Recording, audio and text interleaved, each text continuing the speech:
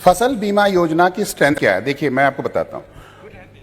जो फार्मर है वो 2% का सम अश्योर्ड का 2% देता है एज अ प्रीमियम।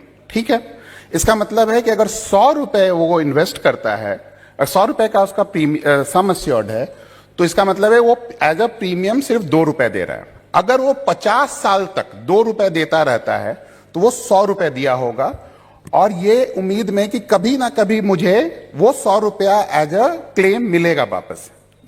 ठीक है, यानी कि 50 साल तक अगर वो 2% देता रहता है तब भी वो 50 साल में उतना दे देगा जितना उसको एक साल अगर 50 साल में क्लेम आती है तो होगा। और हिंदुस्तान में ऐसा कोई जमीन का टुकड़ा नहीं है जहां 5 साल में क्रॉप फेलियर नहीं हो। तो इसलिए ये फार्मर को आपको समझाना चाहिए कि तुम सिर्फ 2% दे रहे हो, वो 2% में तुम 100% को अश्योर करा रहे हो। ये एक हैबिट है। देखिए, किसी को नहीं पता कि बीमारी और मौत कब आ सकती है या कोई भी बर्बादी कब आ सकती है, एक्सीडेंट कब हो सकता है। जैसे मैं आपको एग्जांपल देता हूं, 2 साल पहले 2020 के बिगिनिंग में कि राजस्थान, पंजाब और हरियाणा में ये किसी ने नहीं सोचा था कि पाकिस्तान से टिड्डे आ जाएंगे, और जब टिड्डे आए तो क्रॉप्स को नुकसान हुआ और पूरी की पूरी फसल बर्बाद हो गई कई डिस्ट्रिक्ट्स में। तो वो किसी को नहीं पता था। अगर सारे लोग अगर 2% लगाए होते तो उनको वो जो मुआवजा मिलना चाहिए था उनके क्रॉप का, वो उनको मिल चुका होता। यानी 2 रुपए लगा के आप 100 रुपए को सिक्योर कर सकते हैं।